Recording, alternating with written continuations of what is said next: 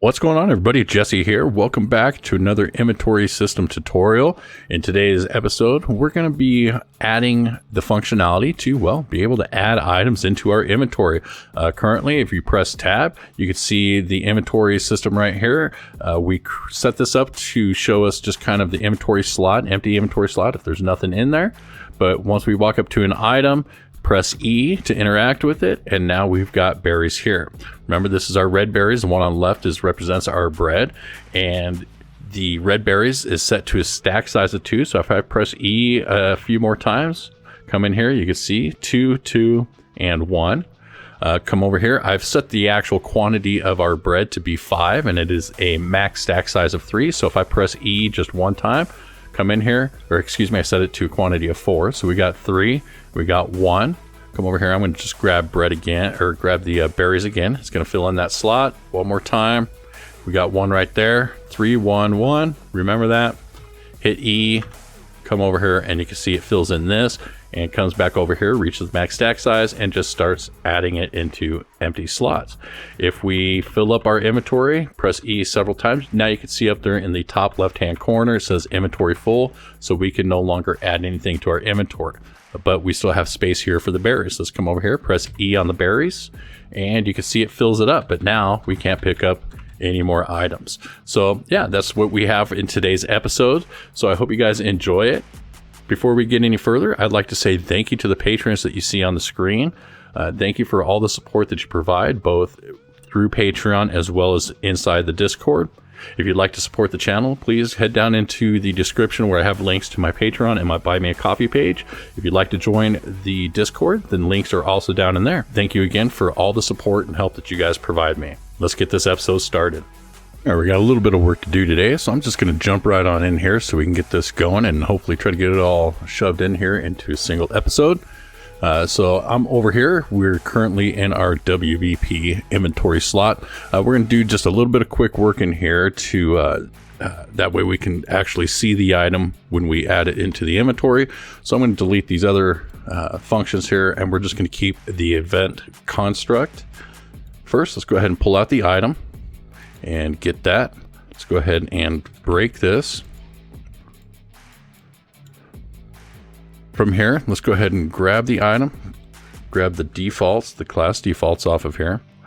Now, again, this is just making sure that we can see the item in the inventory slot here. So one of the things we need to do is first, let's just go ahead and grab the quantity, and let's check to make sure that we even have a quantity, right? You can come in here, you could check this for a quantity of 0, or you can check it to see if the item is equal to the base item.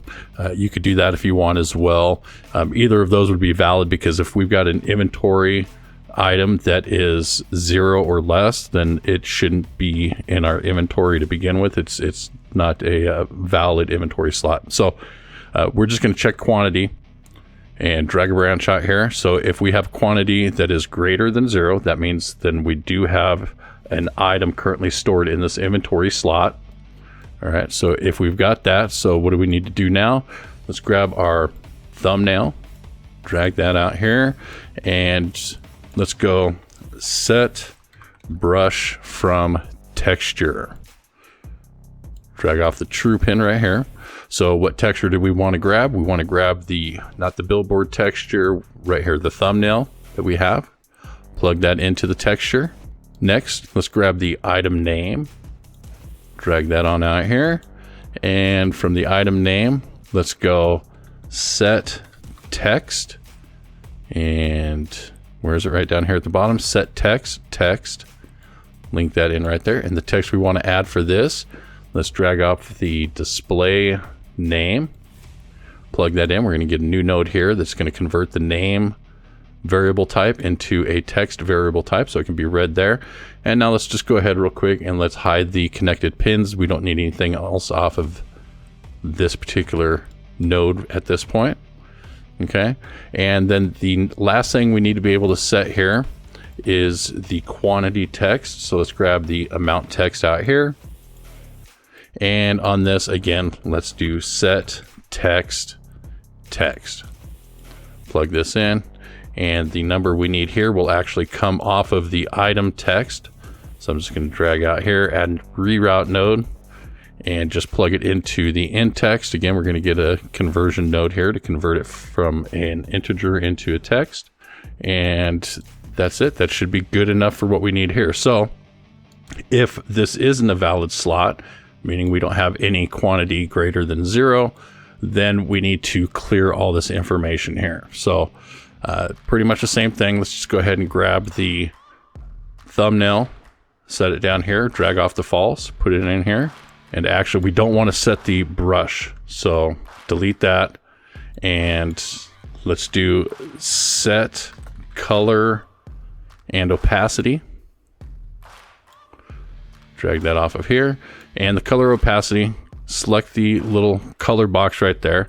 I'm going to set the alpha down to 0.1.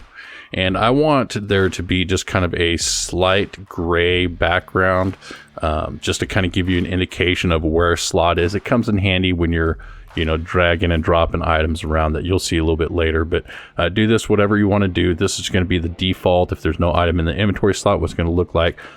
The alpha will just kind of make it a little bit transparent so we get more of the background through.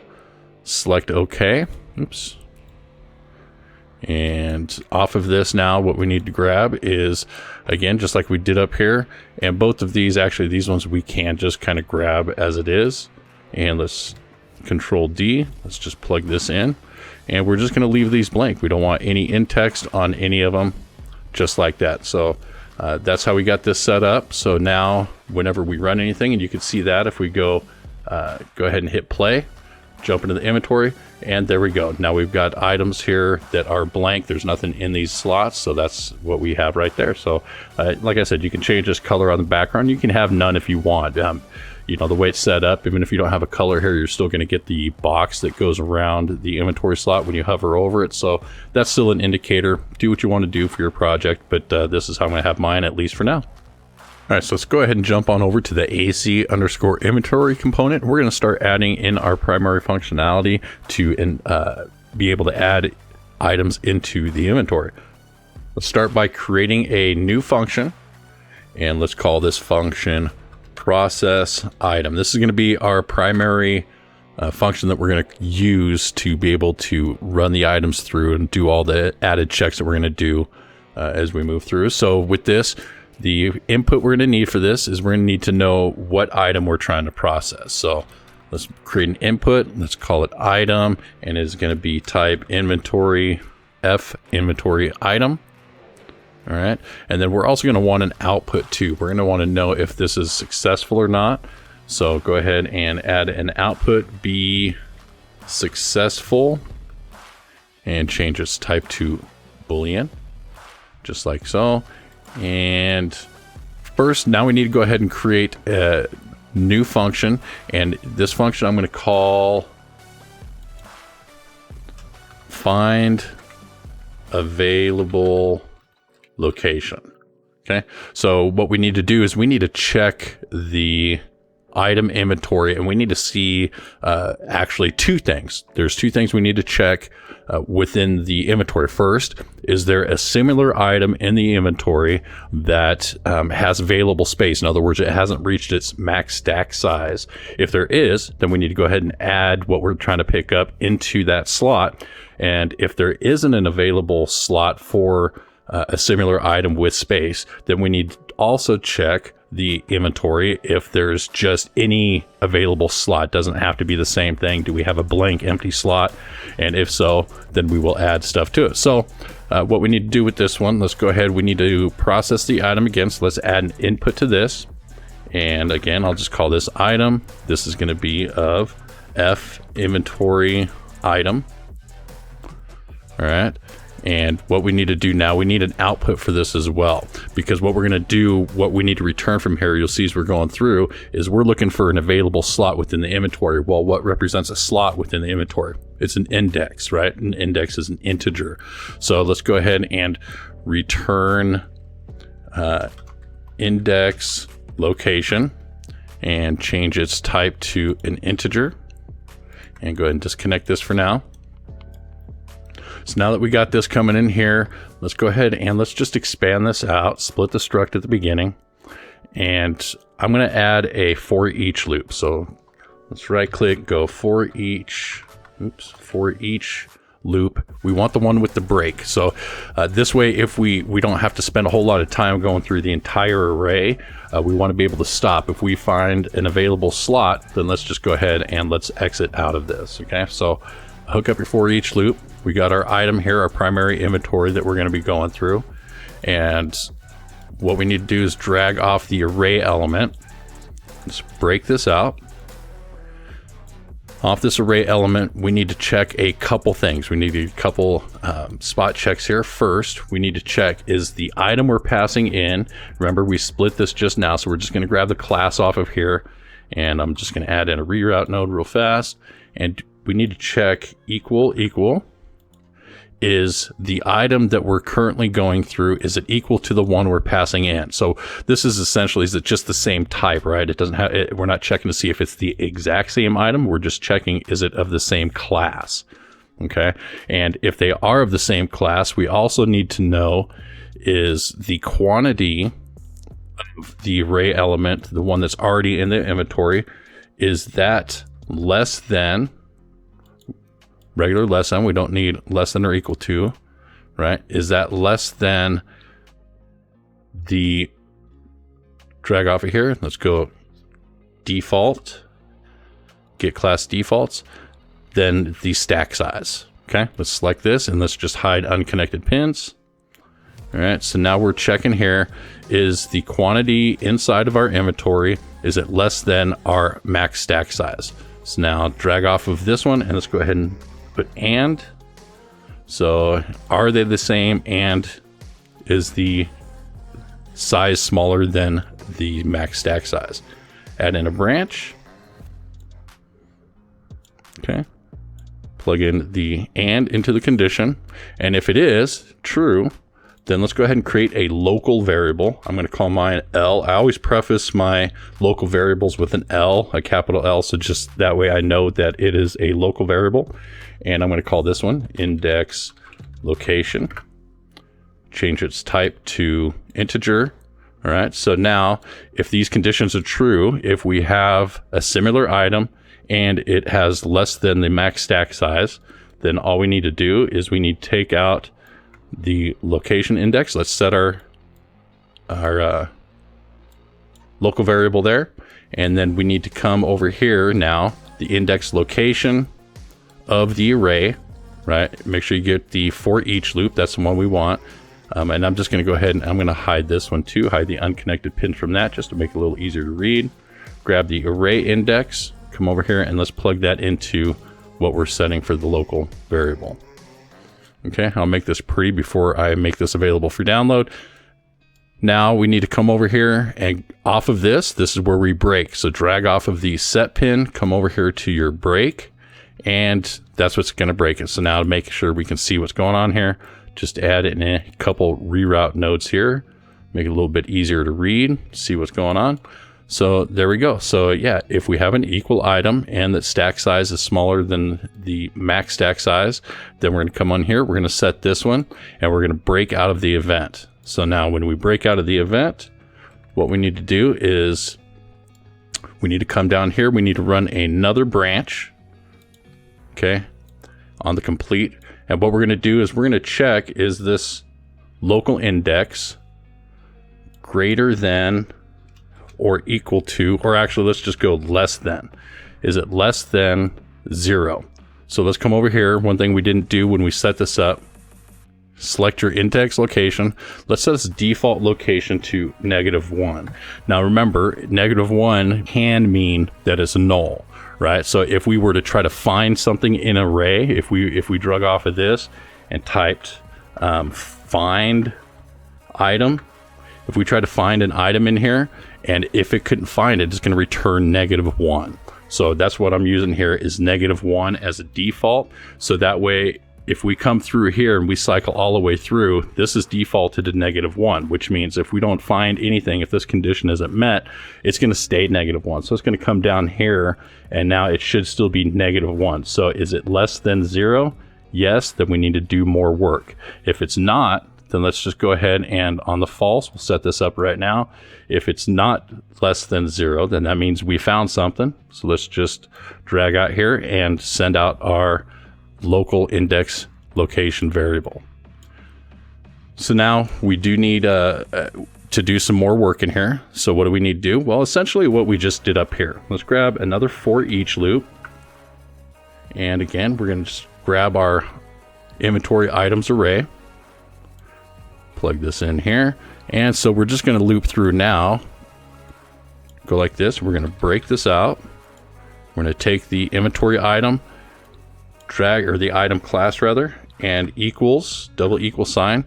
And we just want to check, is it equal to base item, or BP underscore base item. Remember, this is what we're using for default items. No item should ever be the base item. If it is, we need to assume that it is not a valid object in the world, because this should not be able to be spawned into the world. So if it's equal to that, then that means we found an empty space in the inventory, right? Because everything we're putting in here, if you remember from the last episode, everything, all the inventory slots, everything in here is checking and being defaulted to the BP base item. All right, so if it is equal, drag a branch, and we're just checking this condition, and we're going to do the same thing that we just did up here. We're just going to grab our set local index location variable. We're going to drag off the for each loop location. I'm going to add a reroute node, just make it a little easier to read. And then again, we're going to come back around here, and we're in, oh, I did a for each loop, not one with break. Let's do that for each with break. Sorry about that. I didn't notice I selected the wrong one.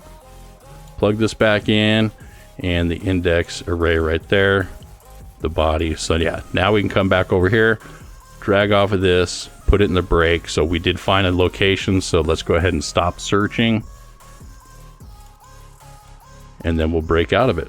So at the complete, no matter what the result is of this, we're going to drag off the complete and add the same thing right here. We're always going to return this, and we'll check on the outside here if this is a valid location.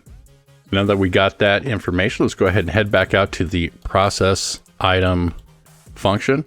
So now grab the find available location. Before we drag it out, I want to come over here, and I'm going to set this to a pure function. This makes it so we don't have to hook it up to an execution pin. You can do this if you're not changing any information within this function, which we're not changing any information in this function. We're just doing some calculations and then returning a value. Then you can make it a pure node. So it just makes things a little bit easier. No execution. It actually runs a little bit faster when you run it like this. So drag off of here. So now we need to check with this.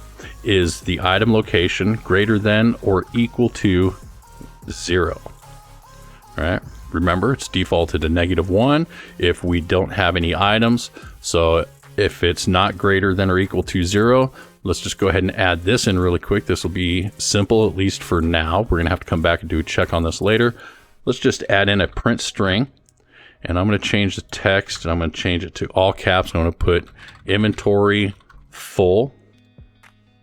And yeah, I can leave all the default settings as it is. And because the inventory is full, we process the item, and it's unsuccessful. We didn't add anything in here. Technically, the process item was successful, but I'm going to return unsuccessful right now. I'm going to set this as false, just because that's how I have things set up in my mind as we move forward. So next, we need to go ahead and add a new function. We're going to call this one add item. Add item. And again, with this one, we're going to need to input an item that we want to check. So item, and like what we did with the other one, let's change this to F inventory item. Okay. Right off the bat, what I'm going to do with this one, I'm going to right click on the item pin, and I'm going to set this to a local variable. I'm going to name this L underscore item. You'll see in a couple minutes, we're going to actually end up setting this. If there's any stuff as we after we're done processing this, if there's any quantity left over, we're going to have to reprocess. You'll see what I mean in just a little bit. One of the other things we're going to need to do now, since we passed out, or since we already calculated the if there's inventory space available, we need to know which location in the array that we're going to add the item to. So let's go index location. This is what we just calculated from the find available location. Change it to an integer. Oops, and I did that on the output. We don't want that on the output. My bad. On the input, change this to index location. It's an integer, and we are going to want an output on this, though. We want this to return. Let's just call it return. It doesn't matter. We're going to know what it is by its variable type, which is going to be F inventory item. And I'll explain to this why we're returning this in just a minute. It'll all make sense momentarily. So what we need to do first is let's go ahead and grab our array, our inventory array, right? So let's go ahead and type get. Now what we want to do, you got two different choices here. You got a get as a copy, or you can get as a reference. A copy means we're just getting information. You only want information off of here. The reference will actually allow you to set variables inside of the original. Even though the original item isn't here, it allows you to set information on it. So we're going to do get as a reference. And what do we want to get? We want to get the index location. We want to get the item that is currently in this location. Doesn't matter if it's nothing important in there, if it's just a default class, or if there's an actual item in there, it doesn't matter. We want to get that. So let's go ahead and drag off and type break. The only thing we need off of here is the quantity. So drag off the quantity. And what we want to do is we want to add the quantity. I'm going to minimize this, hide unconnected pins. And from the local, this is what we're passing in. I'm just going to drag off of this, and we're going to break this out. So the item that we're passing in here, we want to get the quantity of that, and we're adding it to the quantity of what's already in the slot. Like I said, it doesn't matter if this is just a default base item that's in here. It's going to be a quantity of 0, so it's going to be 0 plus the quantity of whatever we're passing in. So however, this could be in the find available inventory. Remember, we're checking to see if there's one that's already got a similar item in there. So the quantity that we're adding can actually be greater than the max stack size. So that's why we're adding in a couple things here. That's why we got a local variable here, and that's why we're returning it here, because if the addition of this is greater than the max stack size, then we want to return that, and we're going to reprocess that information. Okay, so grab off the item right here, and let's just get default, the class defaults. And from here, we just want to get the max stack size. So I'm just going to open this up, hide unconnected pins, but then reselect stack size. So we only have that right there. So we need to clamp this amount here. We don't ever want this to be higher than the max stack size. So let's clamp this. And we want to clamp it between 0, which doesn't really matter. The max is what is important. So set that to the max stack size right there. And then from here, also, we want to take off of the addition, and we want to subtract the max stack size from it. So now this will give us the difference between what we have here versus the max stack size. And this value is what we're actually going to pass through. Let's create another local variable here, and we're going to call this one, like we did in the last one, L underscore quantity of type integer. Let's drag this out here, and we want to set this into that variable. Drag out here. Did a lot of work with that execution. Let's drag all the way out. We've got all this here. So now with this, what we need to do is we need to set our original variable here. So this is why we got a reference to this particular object here. So we don't have to go looking for it again and do some, we don't have to do any other different type of setting. This is going to be the easiest way to set it. Let's just go set members in F inventory item.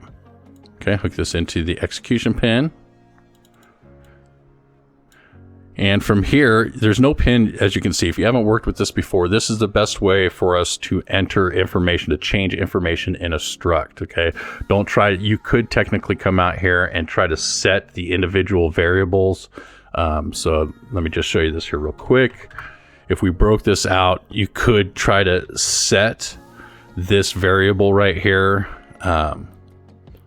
set array element. You could try to do this right here. There's a bunch of different ways you could try to do it, but with structs, that gets very messy. You should never really do that. If you want to set information within a struct, use the set members function node right here. Okay, so but you don't see anything here. So let's go ahead. If you select it, now you get this default category over here, and you can open up any of the pins that you want to change. So what we want to change is we pretty much want to change everything. So let's just go ahead and select all the pins. All right, so the quantity we want to set is actually our clamped value right here. Let's take this and plug that into the quantity. The item that we want to set, we want to grab our local items variable that we set at the very beginning of this, and we're just going to split this pin and drag the item off of there, set the item right there. And then the owning inventory, this is important, make sure you add a reference to self because we're inside the inventory component. So whichever inventory component is running this function, we want to make sure it owns this item. Okay, this is really important. This is going to come in handy for not just the storage units and hotbars and all the other different type of inventories that are out there, but this is also going to be important for the drag and drop operation as we move it around. Okay, so then the index location is just going to be, we can just drag off this local index pin right there and just plug that right in. Actually, no, we don't want to do that. That was the quantity, my mistake. Grab the index location from the beginning. Remember, we could just go index location, and now we could take this and plug that into the item location. All right, so now our inventory slot is filled in with the proper information. So next we need to pass out. Now again, this could be to where we have a remaining quantity right here. So we want to be able to pass out the information for anything that may be over. We'll check it at the back side of it, but let's grab our local item, get this, and again, we're going to go set members inside. Now, all we really care about changing with this particular pin is the quantity. Okay, so now we can grab our local quantity and plug that in here. So we're going to pass through all the information, which this could have already a owning inventory and an item location and the item pin. We're just changing the quantity in here. And then we're going to pass out that same information.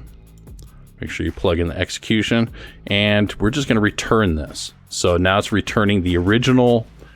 All this is this is the original item that we're passing in. Updated quantity. This number could be 0. Like I said, we're going to handle this on the back side here. As soon as we get out of this function, we're going to handle this to see if there's any quantity left over and deal with it as needed.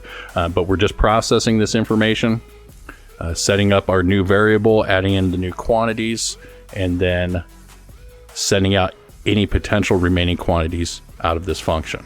Hopefully I didn't butcher this explanation too bad. If you have any questions with this, just hit me up in the comments. I'll do what I can to try to explain it to you. It is relatively simple, but sometimes I know I can confuse you guys when I go through things, or just come on over and join the Discord and you can ask me over there and I'll do what I can to explain it, but it's relatively simple. All right, so now we got that. Let's go ahead and head back out into process item. All right, so now we got this just about wrapped up here. So let's finish up this process item functionality here. So in the true branch now of process item, let's drag out add item, hook that in here. And from add item, now we just want to grab the item, scroll all the way down to the bottom, get item. Now remember, this is just the item we're pushing in right here inside the function. When we do this, this is essentially just creating a local reference to what we're passing in. So that's all this is, item right here. plug that in. That's what we're going to be passing into the item there. The index location is actually going to be what we got here from find available location. Drag off of that, and that's going to be the pin that we want to, the location we want to send into the add item. Okay. Let's drag off of here. Now we're going to check. Remember, I told you we're going to handle the quantity on the back end. Well, here's the back end. So let's go ahead and double check here if we've brought out any extra inventory. So we're checking, taking the quantity, and is the quantity that we're passing back out of the add node, is it greater than 0? So did we have anything special that we did? Run a branch and plug everything in. So if this is true, we did pass out extra quantities, then we need to reprocess this item again. So what we need to do now is we're just going to actually call process item. This is the function that we're currently in. Process item is what we're currently working in. What this is actually called a recursive function. This means that we're just going to continue, as long as this condition is true, we're going to continue to run this. This is essentially just a loop, right? This is what we're doing back and forth, back and forth. As long as this condition is met, it can be true. It's going to continue to run itself. Okay. Now, because it is like a loop, you have to be careful. You have to make sure that there's an escape clause for this. Don't just have it be recursive just because you want to call it again. It has to have a condition that can be false, or that can be the opposite of what you're hooking this into. It has to be able to change. Okay. If not, it's going to end up crashing the game because it's going to recognize an infinite loop. Okay. So let's plug this into the true section right there. And what we need to put in there is just the item that we're sending out of the add. Okay, so that's it. So if it's not though, all we need to do is go return. That means we've already added the item. We've returned it, but we've returned successful because we've successfully added everything that we need to do. So again, if we do have a quantity, doesn't matter. This can run 4, 5, 6, 7, 1,000 times. It doesn't matter until this quantity reaches 0 or less. It won't hit false. So it's going to process everything. I'll give you an example of that once we get through the end and I start demonstrating this to you. So that's pretty much it, right? That's pretty simple functionality for being able to add the item. Again, I'll just quickly run through this, process it. We're finding an available location inside the inventory if one exists. If one doesn't exist, it's going to come back as a -1. So if it's false, if this is not greater than or equal to 0, then that means the inventory is already full. That should be the only reason why we return a -1 here. If you return -1 for any other reason, then you have an error within this function. You need to go track that down and squish that bug. Otherwise, the only time this should return that number is if our inventory is full. So if it is inventory full, we'll handle something else differently here much later down the road, but for now we just have this so that way we can get some sort of feedback that the inventory is full. But if we do have an available location within the inventory, then we're coming here off the true. We're going to add the item. From the item, once it processes, we're going to check, is there any remaining quantity from that item? If there is, then we're just going to process it again. We're going to keep going through until it's done processing, and at which point it's going to go ahead and break out. Make sure that you have a return node on each of them, on each of these sections here, and call that good. Compile it and save it. And why do we have an error here? Oh, my mistake. So just click on that and came in here. For some reason that broke, or I didn't hook it up properly. Let's do that and hide connected pins. Try that again, compile. There we go. Now we compile properly. And yeah, that was inside the find available. You guys probably were yelling at me as we were going through that wasn't hooked up. So the game yelled at me for you. All right, so now we just need to be able to instantiate. We need to be able to call all these functions here, process the item and all that stuff. So let's head over now to your blueprint interface, the interactable, and go ahead and add a new function. And I'm going to call this new function interact. Okay, we need input pin here, and I'm going to call this one inventory. So we're going to process the inventory coming in here. So do AC inventory component object reference. All right, just like that. And then on an output pin, I'm going to run this as, I'm going to call this be succeed and change this to a Boolean. So that way we can check, did we succeed when interacting with the object? Let's go ahead and make sure you compile it and save it. All right, so head back now. We're going to head over to the BP world item. Okay, now remember the world item is the item that we have that actually drops into the world that will hold, that is the visual representation of the item as it exists in the world. All right, so we're going to come in here now. And since we added that interface, remember this one already incorporates the interface. You can see interact is there now. So double click that. It's going to open up the function for us to be able to implement here. And from here, what we need to do is just drag off of the inventory and go process item. All right, there we go. So we come off of there. So what exactly do we want to process? So let's split this apart, split struct pin. So what we need to process now is let's just grab our item here, and technically you could do the actual item struct that we have in almost everything else. You can have that in here instead of having this separate, but for our purposes I think it's a little bit easier for me having it this way, so it doesn't really matter. I'm just going to take this now and I'm going to plug this into that and the quantity into the item quantity that we're passing through to process the item. We don't need to worry about the owning inventory, because remember, this is an object in the world. There is no inventory that owns this object and is not currently in an inventory. So we're not worried about the location either. So that's the only information we need to pass through. So now we need to check, run a branch. Did we succeed or did we not succeed? In other words, did we successfully add an item into the inventory or not? If we did, we're actually going to want to handle this. Normally, there's going to end up being more things that we're going to want to do with it, I'm sure. But generally, at a bare minimum, what you're going to want to do is you're going to want to destroy the actor. For testing purposes, I'm not going to hook this in right now. I'm just going to kind of put it there as a reminder, add a comment here.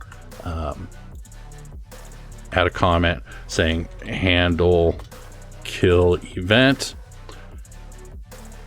So that way I know that's what we need to do right in here. And then I'm going to add a success node. And I'm not going to do this. Like I said, this is just testing. We only got 2 items in the world, so this is just going to make it a little easier to test some things. If not, then we just need to return false. We didn't successfully interact with this object. So compile it and save it. So now we need to be able to call this functionality on the item. So how do we do that? Let's head over into our project settings. Come down here to inputs. And under inputs, under the action mappings, let's add a new action mapping. And I'm going to call this one interact. For me, I'm going to make my interaction key the E key. So just select the keyboard there, press E or whatever button you decide to want to bind this to. Head over to now to your blueprint, true FP. Now we're inside of our character blueprint. And from here, right click and let's go interact. So find the action event, interact. There we go. So now we got this. Now we need to interact with the object in the world. And this is pretty easy. Let's go ahead and go get our vision actor. Remember, this is what we're currently looking at. If there's nothing in here, we don't want to be able to interact with this. So let's go is valid. We don't want this function to be called unless we're actually looking at something. Okay. So is valid. So let's grab our vision actor. Remember, this is just an actor. This isn't set to the world item. This is just an actor in the world because there may be something other than world item that we want to actually interact with moving forward. Right now, the only thing we have is world item, but that doesn't mean it's going to be the case. So this was made as an actor to kind of future-proof the project, because we're going to want to interact with a lot more things than just the items we want to add to our inventory. So, and each one's going to handle the interact functionality differently. That's why we created and put that into a message. So because it is a message with the interface, we can just call it, go interact, down here, the BI interactable, interact message, hook it into the is valid. So we are currently looking at something. And then what we want to pass through is the primary inventory right here. Before we get any further, I do want to mention to you, the way this is set up right now is This obviously is, if you're as you're looking at this, we're only checking the primary inventory of the player when we're trying to add an item to our inventory. We are going to be adding a hotbar. Generally speaking, in my mind, a hotbar really shouldn't be an extension of the inventory. In other words, your hotbar shouldn't be an inventory item, right? It's that most games like Minecraft and others, they use the hotbar as an additional inventory slot. Now, I've designed this in a way to where, yes, the hotbar I'm going to end up using is an extension of the inventory, but generally, in my mind, really what a hotbar should be is just a way to quickly access the things that are currently in your inventory and not actually provide extra inventory slots, okay?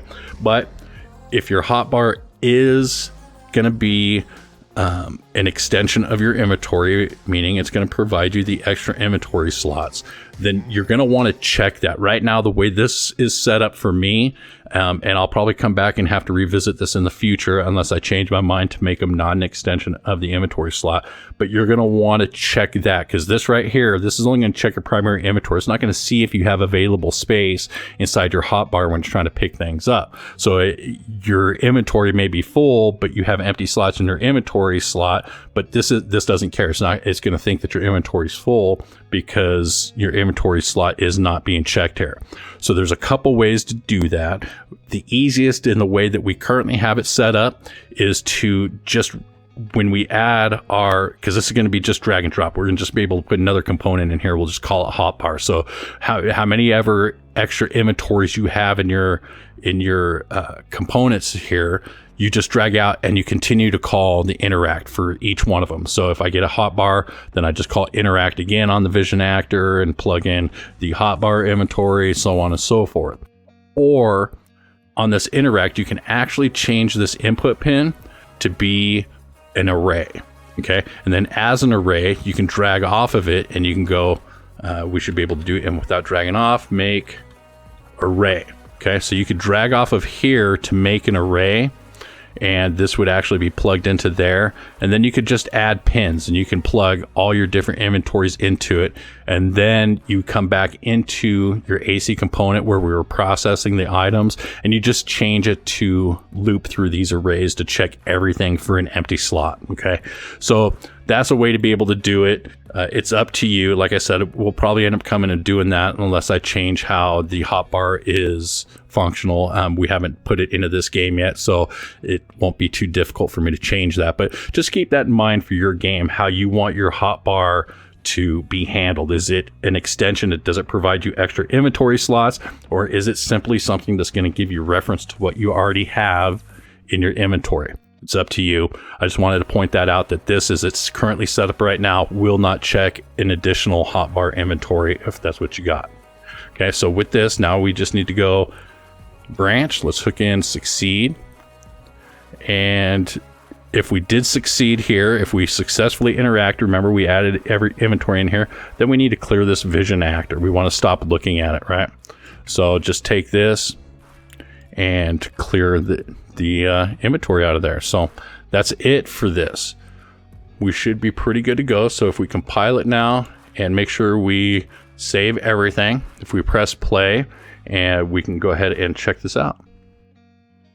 All right, so if we come out here now, and again, we open up the inventory, we've got nothing here in the inventory. Come over here, and we're currently looking at what is our red berries. Press E just once. We come in here, we got one inventory item, and it's red berries. Press E again, we've got two. Remember, the stack size I originally set this for in mind was to be a stack size of 2, so which is currently at 2. We press E again, come in here, it sees that we don't have that space in here, but we've got one available right there. Before we fill that up, let's come over here. This is our bread. We press E. Now we've got bread, right? It found the empty slot right here. Didn't do anything with that. Come back here, hit berry. Come back. Oh, there we go. Added 2 to that. So let's add berry again. Add it to the empty slot there.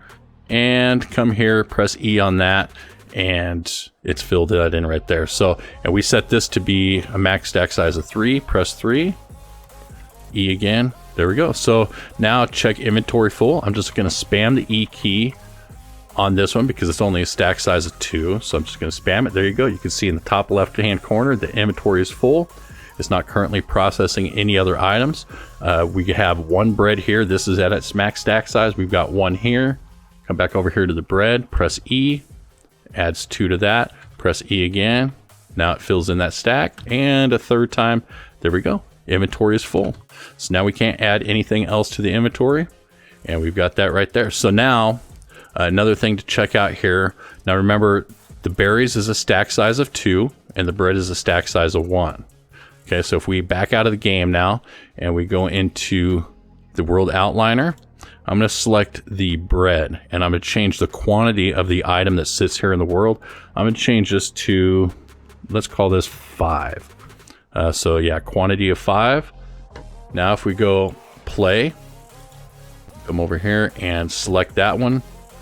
Now we've got 3 and 2, so we've got 5. So this is what I was talking about back in the AC component, where we're returning an item right here. So the quantity is coming back to be greater than 0, and it's recursively calling the function and reprocessing it within the same tick. So it's adding the 3 to the max stack, and then it's adding it here. So if we come back out here now, again, we still got 3 and we got 2. We press E on it again, it's still set to 5. So again, it filled all these in, and now we've got 1 left right there. So that's what the purpose of that was. So there we go. We're now successfully able to add inventory items to our inventory. And I hope you guys found this video useful. If you did, please do me a favor, leave me a like. If you're new to the channel, hit the subscribe button while you're down there. If you got any questions about what we covered in here, please leave me a comment. I'll do what I can to answer it, or you can come on over to the Discord where I'll provide you a little bit more support over there. I'm a little bit more active on there, a little easier for me to respond and give you guys a little bit more detailed answers. So again, thanks for watching. Until the next episode, peace.